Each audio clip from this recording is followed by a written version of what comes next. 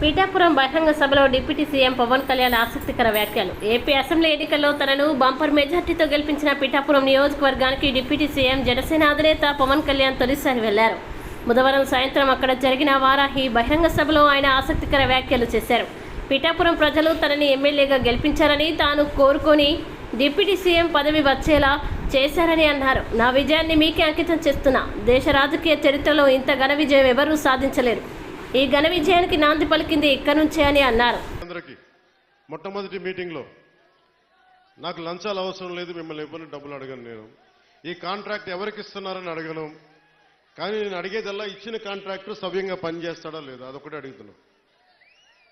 అలాగే ముందస్తుగా చెప్పిన మీటింగ్లో రివ్యూ మీటింగ్లో ఒకటే అడిగా, నేను ఇప్పుడు దాకా నా జీవితంలో నేను సంపాదించిన డబ్బు అకౌంట్లో కూడా ఎప్పుడు చూడడం. ఖర్చు అయితే ఖర్చు అయింది, ట్యాక్స్ వచ్చే డబ్బులు వచ్చినాయి, ట్యాక్స్ కట్టే ఇంతే పెట్టుకున్నా. కానీ ప్రజల డబ్బు వచ్చేటప్పటికి, మీ డబ్బు అనేటప్పటికీ ఎంత ఒళ్ళు ఉంచి పనిచేశానంటే, ఎంత ఒళ్ళు ఉంచి పనిచేస్తున్నాను, ప్రతి రూపాయికి లెక్క అడుగుతున్నా. ప్రతి రూపాయికి మీ కష్టం, అది మీ స్వార్జితం. తాజ్మహల్ కట్టి నిర్మాణానికి రాళ్ళెత్తిన కూలీలు ఎవరంటారు? ఈ దేశ ప్రగతికి కండలు కరిగించింది ఎవరు? ఈ దేశ ప్రగతికి రక్త మాంసాలని ధారబోసింది ఎవరు? అది ప్రజలు, అది మీరు. అందుకే నాకు బాధ్యత ఉంది. నేను మీకు ఈరోజు నేను చెప్తా ఉన్నాను, ఆ రోజున ప్రమాణ స్వీకారం చేశాను. మొన్న మన కార్యకర్తల సమావేశంలో ప్రమాణ స్వీకారం చేశాను. ఎమ్మెల్యేగా నేను ఈరోజు మళ్ళీ మీ ముందు ప్రమాణ స్వీకారం చేస్తున్నాను. పవన్ కళ్యాణ్ అనే నేను భారత రాజ్యాంగానికి కట్టుబడి నన్ను అఖండ మెజారిటీతోటి గెలిపించిన నా పిఠాపురం పుర ప్రముఖులకు, పెద్దలకు, ప్రజలకు, యువకులకు, ఆడపడుచులకు, తల్లులకు, యువతులకు, ప్రతి ఒక్కరికి, అన్ని వర్గాల వారికి, ఎస్సీ, ఎస్టీ, బీసీ, ఓసీ, అన్ని మతాలు, ఇస్లాం, క్రిస్టియానిటీ, అన్ని కులస్తులందరికీ నేను హామీ ఇస్తున్నాను. మానవత్వాన్నే కాపాడుతాను, మీ అభ్యున్నతికే కష్టపడతాను. నేను లంచాలు తీసుకోను, నాకు అలాంటి అవసరం లేదు. మీ అభ్యున్నతికే నేను కష్టపడతాను.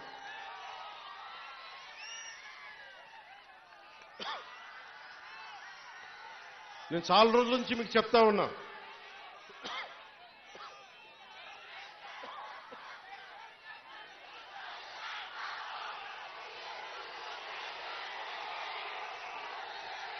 వైసీపీ గత ప్రభుత్వ నాయకులు చెప్పారు, పవన్ కళ్యాణ్ ఆంధ్రాలో ఉండడు, హైదరాబాద్లో ఉంటాడు, పిఠాపురంకి వస్తే పిఠాపురం వాస్తవ్యుడు కాదు, ఇక్కడ ఉండడు.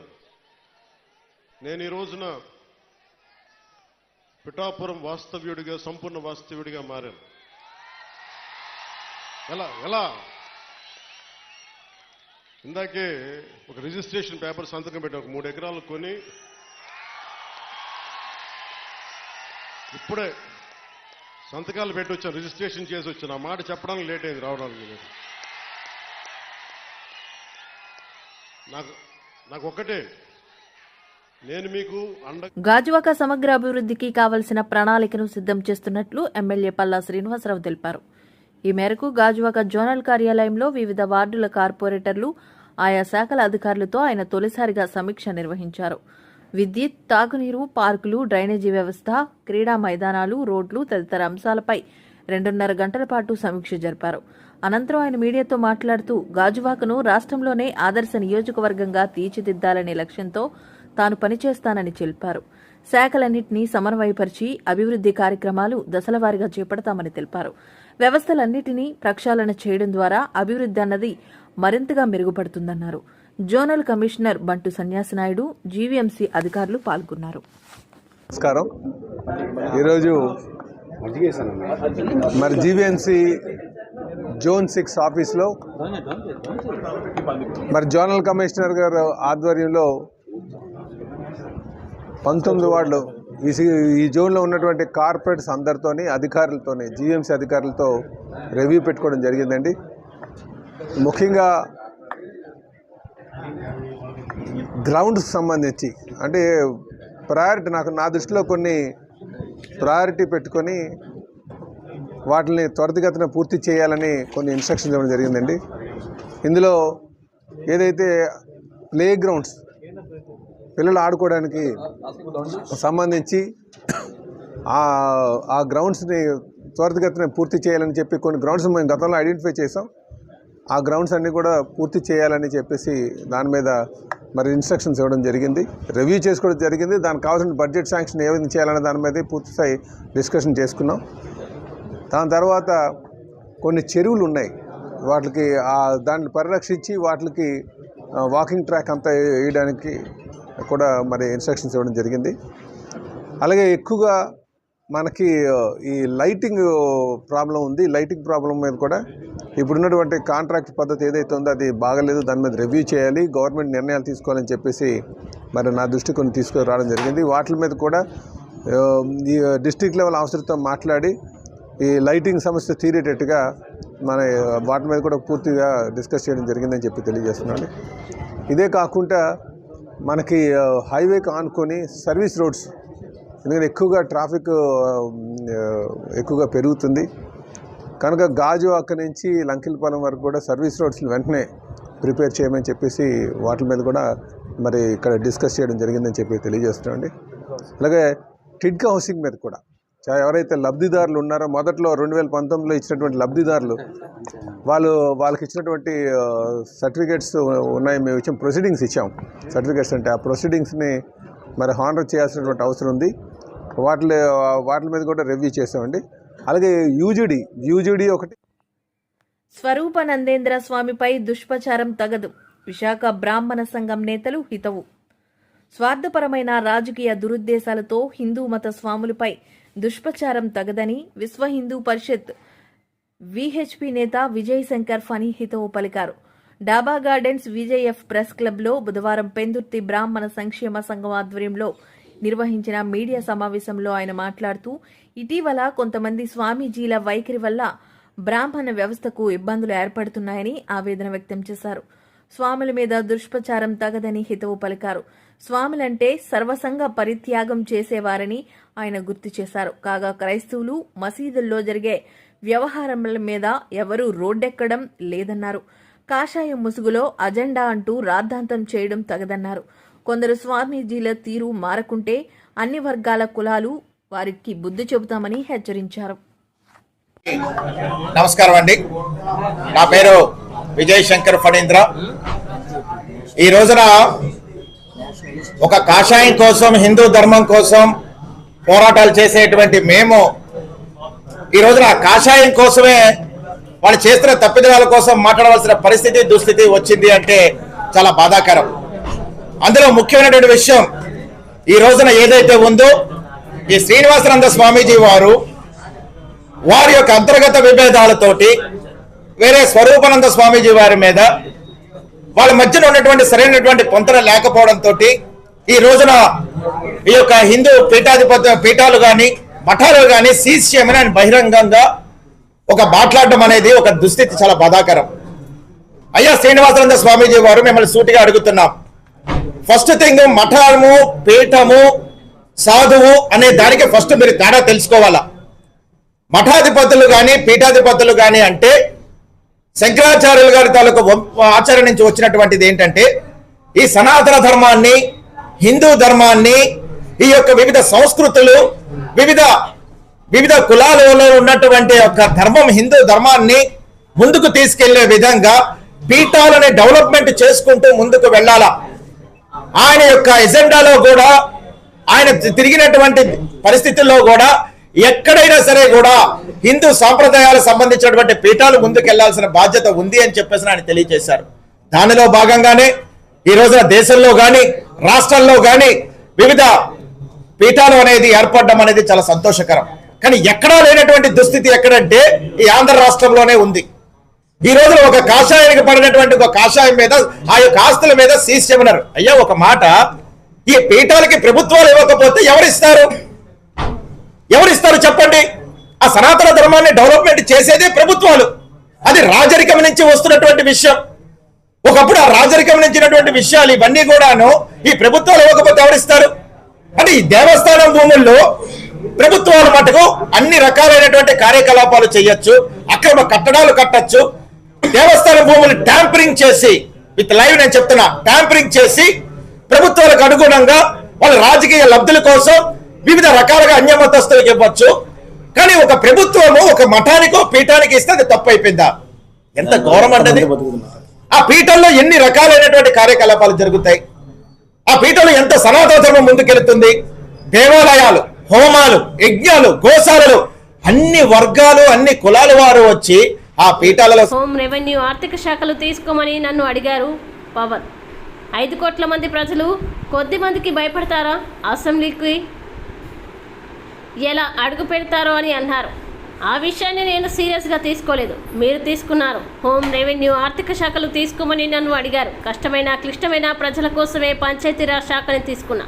ప్రజలు డబ్బు విషయంలో ప్రతి రూపాయికి లెక్క అడుగుతున్నా అని పవన్ కళ్యాణ్ అన్నారు. కాగా ఎమ్మెల్యేగా మరోసారి పీఠాపురం ప్రజల ముందు ఎమ్మెల్యేగా ఆయన ప్రమాణ స్వీకారం చేశారు. కొద్ది మంది చేతిలో భయపడతారా?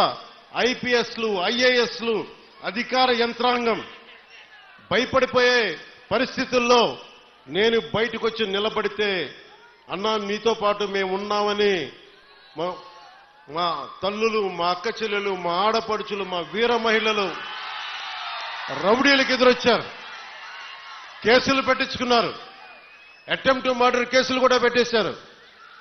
ఇక జన సైనికులు మబ్బుల్లో పరిగెత్తే పిడుగులు లాంటి జన సైనికుల గురించి చెప్పక్కర్లా.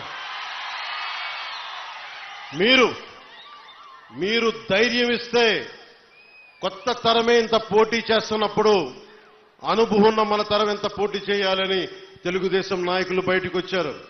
కేంద్రం మనకు అండగా ఉండి మనం ఎంకెంత బాగా పనిచేయాలని చెప్పి భారతీయ జనతా నాయకులు అందరం కలిపి ఈ రోజు వచ్చి 164 స్థానాల్ని బలంగా గెలుచుకొని, ఒకటే అన్నారు కదా మనల్ని, నువ్వు అసెంబ్లీలోకి ఎలా అడుగు పెడతావో మేము చూస్తాం.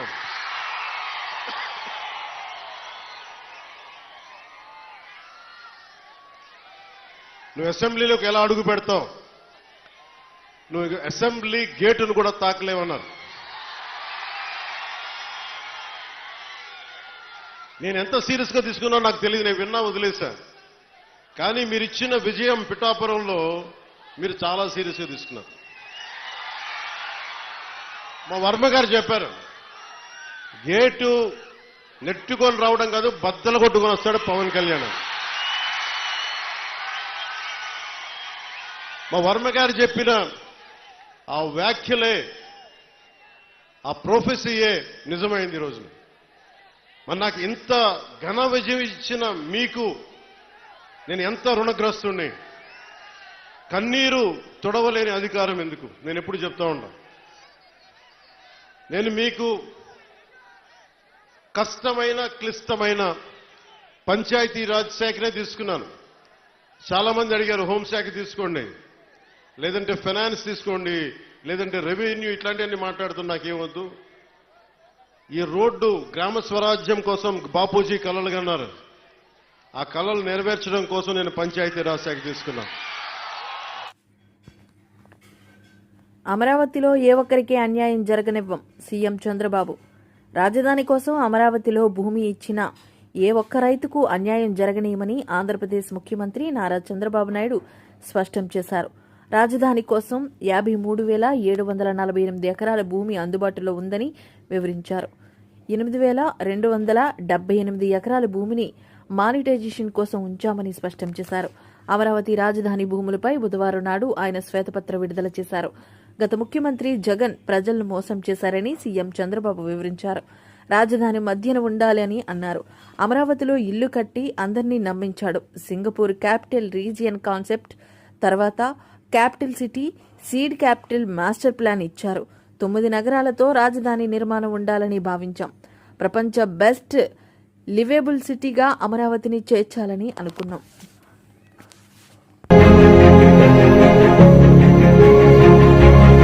ఈరోజు పరిస్థితి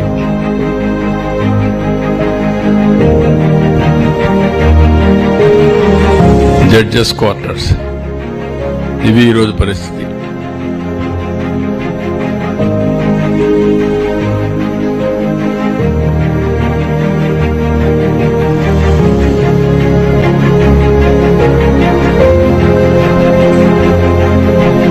ఇవి ఐఏఎస్ ప్రిన్సిపల్ సెక్రటరీస్ వాళ్ళ ఇళ్ళు. 19 పరిస్థితి.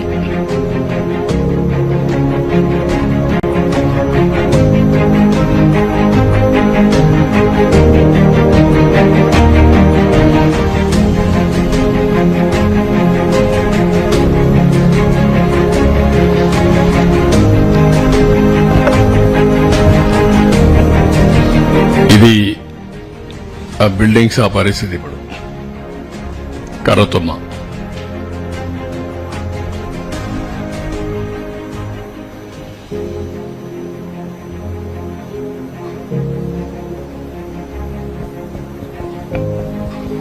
ఇది హెచ్ఓడి సెక్రటరియట్ ఇవి రావాల్సింది. ఆ రోజు పరిస్థితి ముమ్మరంగా పనులు ప్రారంభించాం.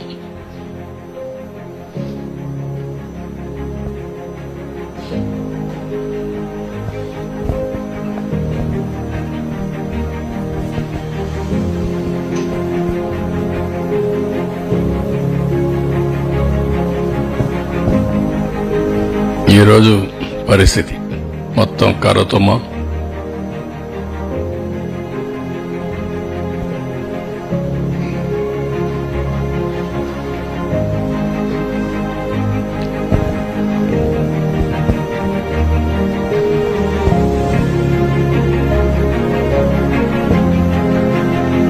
హైకోర్టు.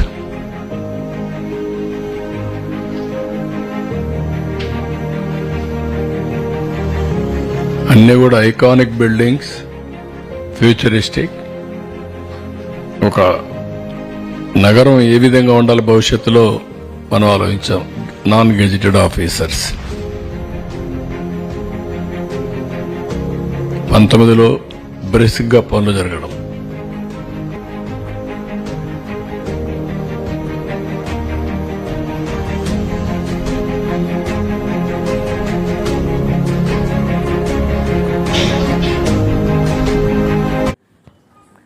అమరావతిపై చంద్రబాబు విడుదల చేసింది శ్వేతపత్రం కాదని పచ్చపత్రం అంటూ మాజీ మంత్రి ఆదిమూలపు సురేష్ మండిపడ్డారు. బుధవారం ఆయన మీడియాతో మాట్లాడుతూ ఆధారం లేకుండా రాజకీయ కోణంలో శ్వేతపత్రం ఉందని మండిపడ్డారు. వైఎస్ఆర్సీపీ 5 ఏళ్ల పాలనలో అమరావతిలో నిర్మాణాలు చేపట్టారు. రోడ్లు, భవనాలు నిర్మాణాలు ముందుకు తీసుకెళ్లామని చెప్పారు. అమరావతిని ఎందుకు పూర్తి చేయలేదు? తనది విజన్ అని చెప్పుకునే చంద్రబాబు అమరావతిని ఎందుకు పూర్తి చేయలేదంటూ ఆదిమూలకు సురేష్ ప్రశ్నించారు. సంపద సృష్టిస్తానని చంద్రబాబు పదే పదే చెబుతున్నారు. సంపద సృష్టించి ఎవరికిస్తారు? రాజధానిలో అన్ని వర్గాలు ఉండాలి, అమరావతిలో అన్ని వర్గాలు ఉండాలని ఇళ్ల స్థలాలు ఇచ్చాం. అమరావతిలో పేదలకు భూములు ఎందుకు ఇవ్వలేకపోయారో చంద్రబాబు చెప్పాలి. రాజధాని ప్రకటనకు ముందే ప్రభుత్వ సమాచారంతో పెద్ద ఎత్తున భూముల కొనుగోలు జరిగాయని మాజీ మంత్రి ధ్వజమెత్తారు. 2,000 కోట్లు బకాయిలు పెట్టి వెళ్ళారు.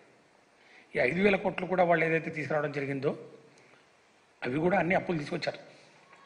హడ్కో నుంచి మాస్టర్ ప్లాన్ వేస్తాం, రోడ్లు వేస్తాము, ట్రక్ ఇన్ఫ్రాస్ట్రక్చర్ చేస్తామని చెప్పి 1151 కోట్లు, 1151.59 కోట్లు తీసుకురావడం జరిగింది. దానికి సంబంధించి రీపేమెంట్ పర్ యానము 100 కోట్లు మేము కట్టడం జరిగింది 5 సంవత్సరాలు. అమరావతి బాండ్స్ వీటిని మరి అమ్మేసి ఒక 2,000 కోట్లు తీసుకొచ్చేసి ఇది ఇన్ఫ్రాస్ట్రక్చర్ డెవలప్మెంట్ ప్రాజెక్ట్ అని చెప్పారు. ఇన్ఫ్రాస్ట్రక్చర్ ఏం చేశారో మీరు చూశారు. దీనికి కూడా రీపేమెంటు పర్ ఇయర్ ఆల్మోస్ట్ 886 కోట్ల రూపాయలు జరుగుతాం ఇచ్చింది. అట్లాగే కన్సార్షియం ఆఫ్ బ్యాంక్స్ 3 బ్యాంకుల్లో దగ్గర నుంచి లోన్ తీసుకున్నారు. యూబీఐ కానివ్వండి, ఐబీ కానివ్వండి, బీఓబీ కానివ్వండి, వీటి దగ్గర నుంచి కూడా సుమారు 1955 కోట్లు, అంటే సుమారు 2,000 కోట్లు. అంటే ఇవన్నీ కలిపి సుమారు 5,000 కోట్లు ఏవైతే ఇచ్చారో అంతా లోన్లే. దానికి రీపేమెంట్ అంతా మేము కట్టడం జరిగింది. వాళ్ళు చేసింది ఆ 5,000 కోట్లకి ఎంత వర్క్ చేశారో మనం చూడడం జరుగుతుంది. అక్కడ సీడ్ యాక్సిస్ రోడ్ కంప్లీట్ చేయలేదు. కరకట్ట దగ్గర రోడ్డు వైడనింగ్ జరగలేదు. చివరకు సీడ్ యాక్సిస్ రోడ్డు మీద లైట్లు కూడా వేయకుండా వెళ్ళారు. ఆ సీడ్ యాక్సిస్ మీద లైట్లు కూడా వేయకుండా వెళ్ళిపోయారు. ఆ లైట్లు కూడా మేమే వేసాం. లైట్లు కూడా మేమే వేసి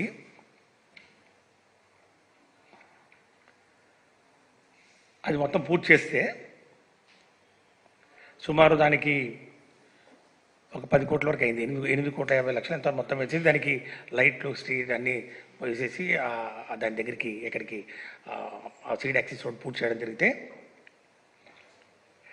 దానికి సంబంధించి కూడా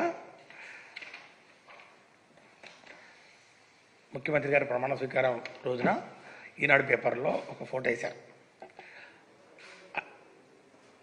కూటమి ప్రభుత్వం అధికారం చేపట్టిన తర్వాత అమరావతి రోడ్లు దగదగలాడుతున్నాయని చెప్పి ఒక బొమ్మ వేశారు. దగదగలాడుతున్నాయని చెప్పి బొమ్మ వేసింది, ఈ లైట్లు వేసింది, ఈ లైట్లు పూర్తి చేసింది. ఇవి ఎవరు వాళ్ళు వేసారా మేము వేసారా, మేము దారి చేసినా వాళ్ళు బొమ్మలు వేసుకోవాలి, ఇది మేము చేసిందని చెప్పి చెప్తా ఉన్నారంటే ఇంకా నేనేం మాట్లాడదలుచుకోలేదు. ఇది వారి విజ్ఞతకే వదిలేస్తున్నాను. లైటింగ్ దగ్గర నుంచి మొదలు పెట్టుకుంటే 5 సంవత్సరాల కాలంలో అనేకమైనటువంటి కార్యక్రమాలు. ఈరోజు 3 రాజధానులకు మేము కట్టుబడి ఉన్నా కూడా, జ్యుడిషియరీ క్యాపిటల్ వేరే చోట పెట్టుకున్నా కూడా ఇక్కడ జ్యుడిషియరీ ఇక్కడ ఉంది కాబట్టి హైకోర్టులో వాళ్ళకి ఇబ్బంది కలుగుతుంది కాబట్టి